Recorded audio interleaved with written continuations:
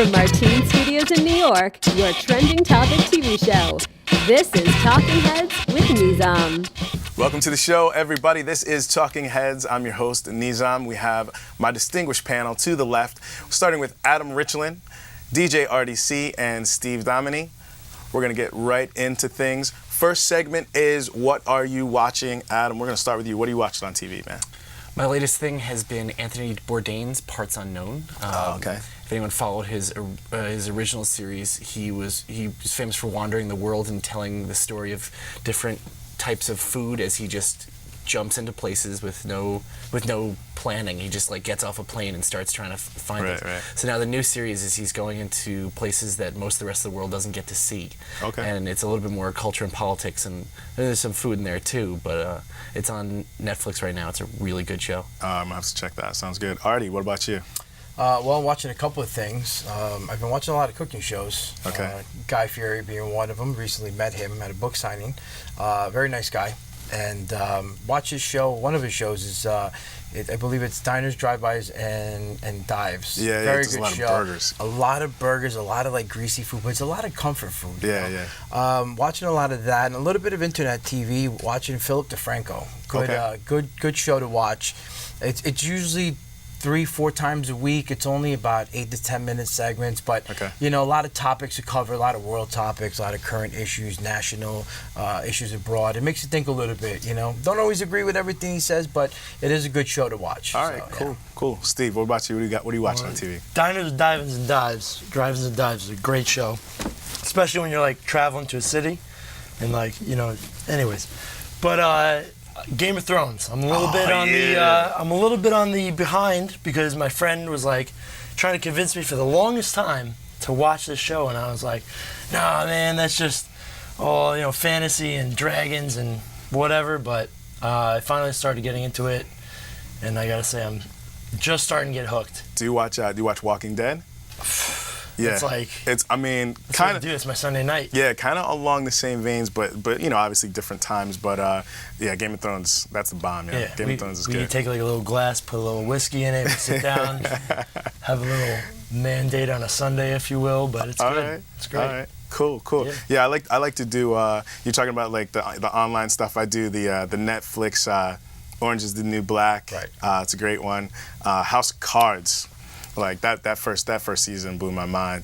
And then what else am I doing on 24? 24 is back. So I got to get with my man Jack.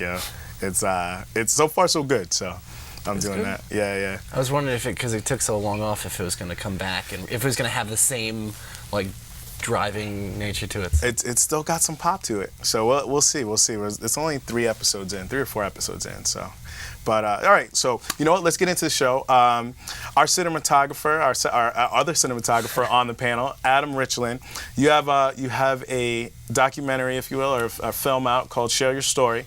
Yep. Let's talk about that in just 1 second. Let's take a quick look at the trailer, and then we'll talk about it. Okay? All right. Ignorance sounds like a mean word or a negative word, but ignorance really just means lack of knowing. My cultural background was always an issue because I was one of the very few Indian kids when I was growing up. I've been aware of it actually for as long as I can remember. A lot of people are violent and disrespectful. My family has gotten robbed for what they are. I think they learned to be racist. Lots of people go home crying and trying to commit suicide. One of the good things to do is define what racism really is. Here at RSA, it's okay to talk about where you're from and what you are and how you identify. That's part of being an artist, is identity. Okay, share your story. That looks pretty cool. Adam, talk about that a little bit. What is it all about? So I started work with a group called Citizen Schools that brings outside professionals into classrooms in underprivileged areas. And so they work in Brooklyn and the Bronx and Oakland and like all sorts of places across the country. They're having problems with education. And so I got brought in as a filmmaker to teach a filmmaking class, and I'm next to another class that was doing robotics and another class that was doing a poetry magazine. And so what it was my first time teaching, and I gave the students cameras, and we started talking about what kind of community problems they faced. And we wandered into the topic of racism and cultural relations, which I thought was kind of a heady topic for sixth graders, but they wanted to do it, and I was like, okay. So we started interviewing them and their classmates and students that are older than them and some of their teachers, and I brought in some filmmakers as well to interview, and we ended up with a huge pile of footage that actually led to a much deeper story than I was ever expecting it to. I was expecting this to totally be a project where you teach the kids, they make a little movie, you pat them on the head, you tell them they did a good job, and we go home. Give them a gold star. And I gave the footage to the editor, and I was just, who's a friend of mine, and because we don't really have a way to edit like live in class in front of 12 different kids, it would have been a mess. So we took care of that part, but they did all the directing and the shooting and the asking questions and picking really where the story went. I gave it to my friend Ralph, and I gave him a week to do it, and he came back to me the next day, and he was like, you need to see this. I'm already done. We cut the whole thing together, and this is something more amazing than we ever expected it to be. You don't need to add anything else. We're here. And we've polished it a little bit with the kids, and we gave them a chance to be part of the editing and vote on it. But it turned into a story of them kind of searching for their own identity as they're at that age where they're coming to their own, to finding out what their own identities are. That's cool. And whether it's racial or cultural or their own personal histories, and then we had some of the adults were bringing in older perspectives of larger concepts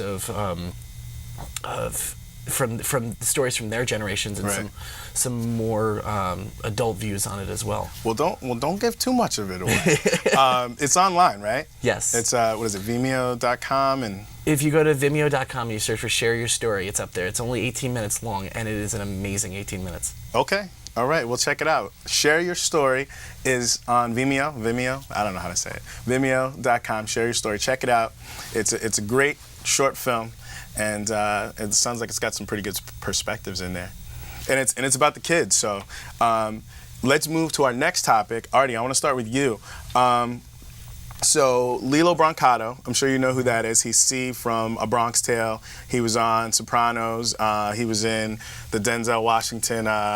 About the submarine. I forget what it was called now. It is something Arizona Crimson Tide. Crimson Tide. He was in Crimson Tide with Denzel. But he went to jail. Just got out of jail. He's been in jail for 8 years. He was involved in a burglary that ended up with a police officer fatally shot and killed. And he was acquitted of that, but he's out of jail. Now he wants to talk to kids. Talk about that a little bit, Artie. What do you think? There's going to be a lot of mixed opinions on that.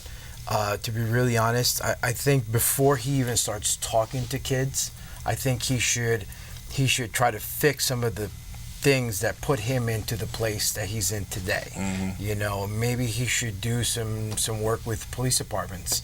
Reaching out first before he goes talk to children. It's kind of, again, like people say, when you do certain things, you got to learn to crawl before you walk. This guy's looking to start jogging. And he's going to stumble. He hasn't proven himself. He's just been released. He hasn't proven that he's a changed person, that he's looking to do all these things. I mean, he's obviously trying to fix his image. Right. And I can understand that. But at the same time, he needs to fix all the things that he did prior to today. Mm-hmm. So it's gonna. I think it's gonna take him some time. I think talking to children right now is not the first step he should be taking. Yeah, in my opinion. I like how you said he should maybe go work with the police. Right. I think that would be a bigger step. That's a huge step. Right. And I don't even know if they would be open to it. Hopefully they would, but I think that would be like a really good step. Well, I mean, he's looking to get a good PR. Behind him. He wants people to, to see him and say, oh, wow, he's a changed person. I guess locking him up for a couple of years changed him. That's not always, true. I'm not saying that it can't be possible here. Right. But I think he needs to work on a couple other things before he goes to talk to children and talk about, because, I mean, what changed his life so much right now Right. that he feels that he needs to talk to these children. Was it a negative experience in jail? Was it a positive experience in jail? You know, so he needs to work, in my opinion, on a lot of other things first. That sounds good. Steve, what do you think, man? Well, it's kind of funny because, and it's not that funny, but you know, he went to jail for some of the reasons that he was like trying to fight against in the movie Bronx Tale. Yeah. So like total role reversal. So right there, your entire image is gone because here you are representing one thing in this movie, and then there you go, and you do that in real life, which kind of screws everything all up. Now he's had 8 years to think about it. So I mean, that's probably what he's been thinking the whole time. You know what I mean? Yeah. And I could be wrong, but at the same time, that's a lot of time to be spending in jail, and you want to come out running. You want to be like, wow, you know, let me make sure people, you know, don't end up the way I ended up. And maybe that's where he wants to start, is with these kids, but they don't know who he is necessarily. Nobody really knows who he is. True, 8 years, yeah. So he's got to kind of put himself back on the map somehow. Yeah, I agree totally. That's a good point too. He's been in jail for 8 years, you know, and probably was in the mix for probably 10 years total, you know, with the trial and you know, the verdict and whatever. You know, it takes a year or 6 months or a year and a half before you get sentenced in a lot of these things. And it was I remember it. It was semi-high profile, but yeah, but kids that are 8, 9, 10, maybe 12 aren't going to remember them, you know? Like, Adam, what do you think? I totally agree with you that the kids that he's going to be talking to are too young to really remember. I mean, they wouldn't have been able to, even the kids that are old enough to remember who he was wouldn't have been able to really see the movies that he was in. So I think it's a good thing to have adults talking to kids about different perspectives on life. And I think there is a use to that. Whether or not he's the perfect one to start with.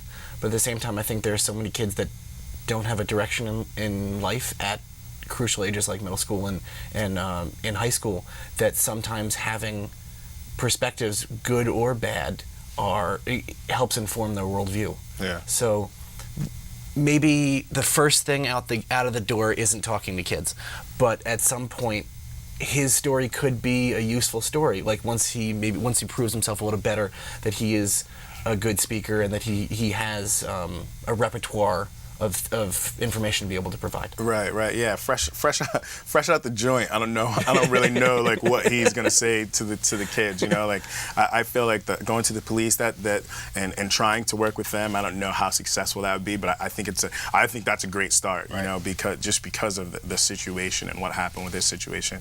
But I think that he's got to crawl before he can walk. He's got to walk before he can run, you know, or jog before he can run, but I think maybe going to the police or maybe just doing a few interviews, you know. Maybe he needs to go to some counseling or something, you know, or maybe not even counseling, but maybe training. You know what I'm saying? If he wants to talk to kids, you can't just talk to kids like any group of kids. But just like you said, I mean, you know, these are so many things that he wants to do, and it's fine. But he's been out of the spotlight 8 years. So if you think about it.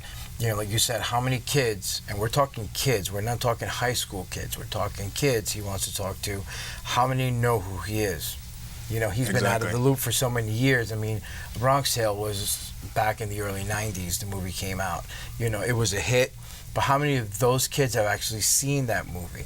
Yeah. You know, how many times has it been played where you know, it's not a movie that's, I mean, it's a great movie, but it's not a movie that, you know, is shown all the time. Plus, it's only one of his movies. It's not like he's had, you know, numerous hits.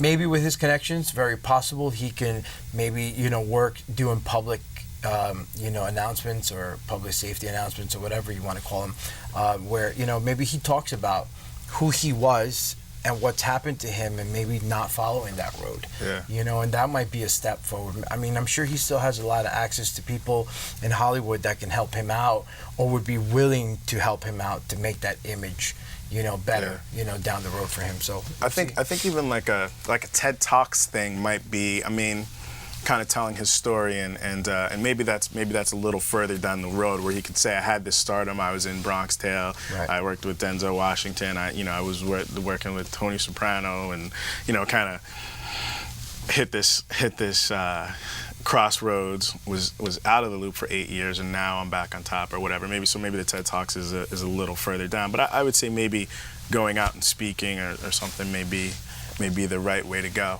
Right. But let's stick with the kids. I want to move on. Our next topic, Elizabeth Warren. She is a Democratic senator from Massachusetts. She is the leader in the fight of these college loans. The college loans have tripled in the last 8 years, and more than half the debt that's owed currently is by people 30 years and older.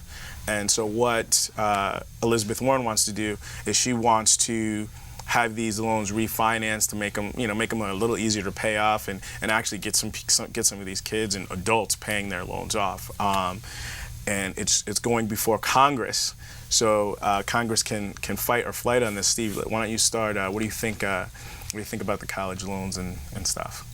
I think it's a great movement. First of all, sorry about that. I think it's a great movement only because I have a lot of friends and people that decided not to go to a specific college just because they couldn't afford it and they knew that they would be paying these loans off for the rest of their lives. And then I have a lot of other people that chose to do that, and to watch them now and just starting off on their careers and not necessarily having that salary coming right out of college to be able to handle life on your own and pay off these loans and pay off rent and pay off all this food for yourself, and possibly even looking to start a family, late 20s, that's where we are right now anyways. Yeah. But something needs to be figured out because they're definitely taking advantage of a lot of people with these loans. I think so too. I think that a lot. It's all about business. It's all about money, and it's just like college education. It's a big deal, and everybody needs to go to college. That when we were coming out, that's what it was. Got to go to college. Now or maybe in a few years, it's going to be got to get that master's. And it's just that push. But then it's easy to get loans, but loans are 8%, 10%, 12%. It's crazy. Yeah. Adam, what do you think?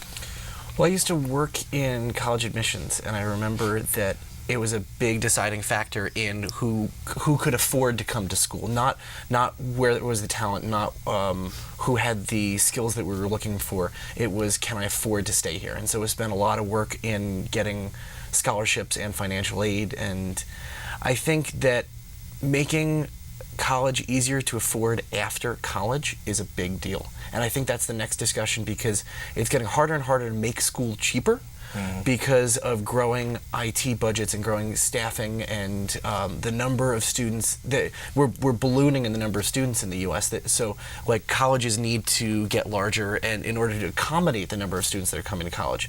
So if we make it easier to pay off on the other end, there's another flip side of this. I was just I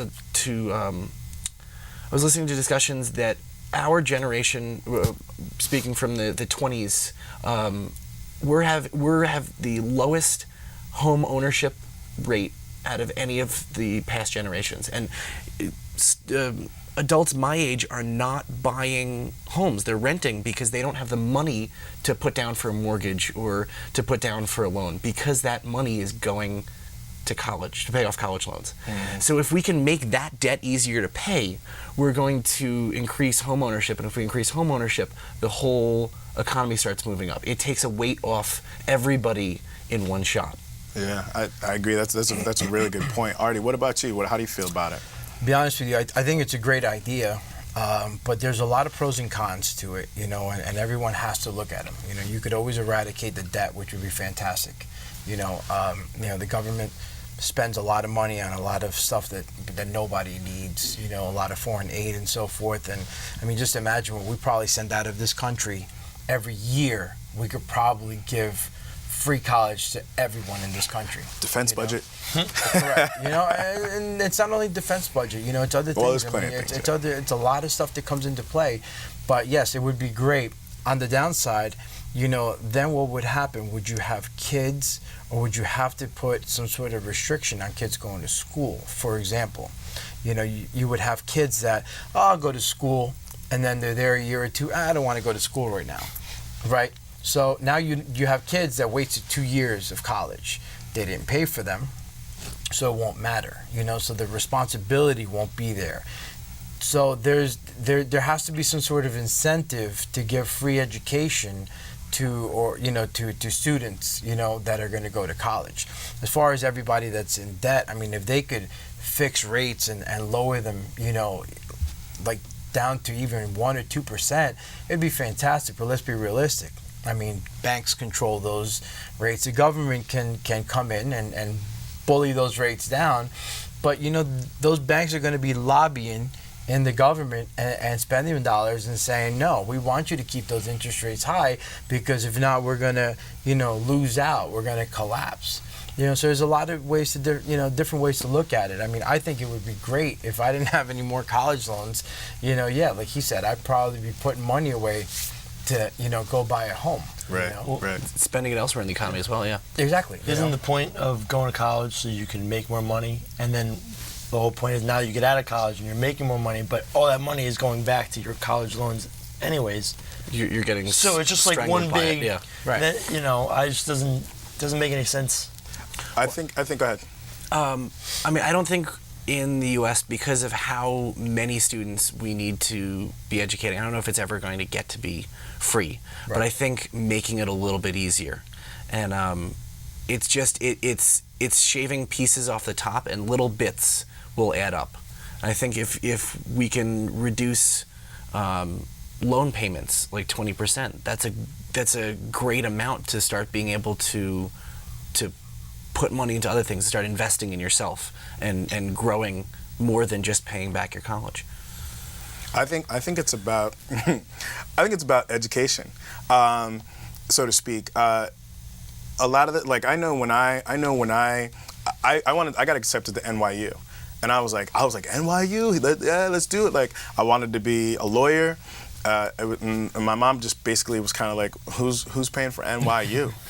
And then it was like, but I think it's about being educated. I wasn't that educated as an 18-year-old kid going into college. Just knowing about what I was going to study and how to study that. I thought that if I wanted to be a lawyer, I had to go and study law or study criminal justice. I didn't know I could be a PR minor or a gym minor or a balloon making minor and then go to law school. So I think also with that comes the financial part of the financial education of going to school too. What I did was I was like, all right, cost is an issue for me. So luckily, my high school, they had a program and you can just put stuff in. It's like, okay, well, what do you think how many people do you want at your school? Do you want to be on a campus? Do you want to be on, this? Do you want to do that? And put all this stuff in. And it was really helpful. And it spit out a bunch of schools. I wound up in North Carolina. And I kind of picked the South too because I have family down there, Georgia, North Carolina. And I paid mine off soon after, but I also went where maybe it was like $3,000 or $4,000 a semester. Like you can pay that in the summer. Right. So I think it's about and education too, figuring that out beforehand. Like go to school, go to college, get your education, but have a plan. You gotta have a plan with everything. If you don't plan, then you plan to fail. But I feel like there needs to be an education about education, whether it's what you're going to study and what your plan is when you get to school, and also how you're going to pay for it and when you're going to pay for it. That needs to be a discussion. And I think part of the problem is that's the thing that's being overlooked. People are like, yeah, financial aid, yeah, CFI, yeah, loan, yeah, you credit take cards, credit cards, you take out a loan, I'll take a loan, and it's magic money. So easy to take a loan, throw it on a credit card. I think also a great thing is going to be to start teaching high schoolers better personal finance. I agree. And understanding how to invest and how to save and the difference between checking and savings accounts and what retirement means more than just something you do when you're old. No, you start planning for retirement when you're young.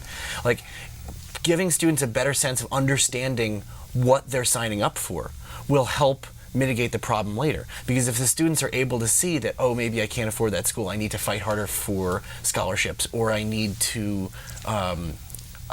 look in a different range of schools. That will help set them up better so that they're not surprised and inundated later in life when the bills start coming. It's exactly my point. The education on education. I feel like there should be some type of money management as a freshman. There should be some things added to the high school freshman curriculum.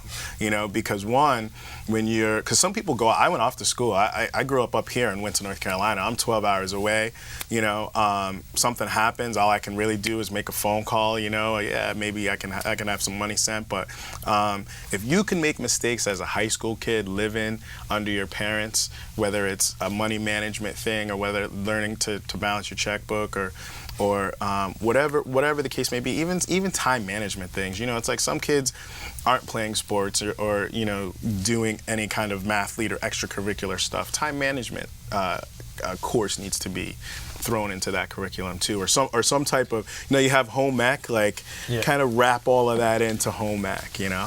They offer it in college, but a lot of people don't know about it. Yeah. My school had a mandatory, we called it a first year enrichment course, and it would help teach students how to live on their own. And I feel like it's a great concept, and colleges feel the need to teach it to help students make the transition, but I feel like maybe it happens before you make the leap rather than afterwards. It's like teaching people how to swim before you get in the pool versus throwing them in and then trying to teach it to them while they're drowning. Exactly. I mean, it's if you have at least a head start of what's coming, then when you get into college, you reiterate it, and it'll make for a better. It'll sink in better if you've seen some of it before. Right. Cool. It looks like, unfortunately, we're running out of time. I want to do this last segment real quick. It's called Do You Care? You can give a yes or no answer, or you can explain. I'm just going to throw some stuff out at you. Adam, I'm going to start with you. Do you care about the Disney movie Frozen? I'm going to be... I liked it. It's getting annoying. So at the moment, no. No. Do you care? Frozen, do you care? You know, I saw clips of it. I've been hearing so much about it. I actually want to go see it. You haven't played Let It Go yet? You know what? I bought the soundtrack because I had to for like kids parties and stuff. And I'll be honest with you, these kids run around rampant, and as soon as you put it on, they all just stop and start singing. And I'm like, I don't need to do anything else. I just got to play the soundtrack. So do you care, yes or no? I do care. Do you care? Frozen, Steve? You said the word Frozen and I got excited. I love that movie. I don't care what any of you say. I love that movie. I play the soundtrack. I sing to myself. You know, I entertain myself. I've watched it about 7 or 8 times, a couple times in a row. Wow. Okay. All right. Hey, Artie, you got to see it. Frozen. That's all the time we have today for Talking Heads. If you haven't seen Frozen, I guess you got to go see it. You can check us out on WPCommunityMedia.org. We'll also be on Friday night at 8 p.m. on Verizon 45 and Community Media Cablevision 76. So check us out online or on your local cable station. We'll see you real soon. Have a good one.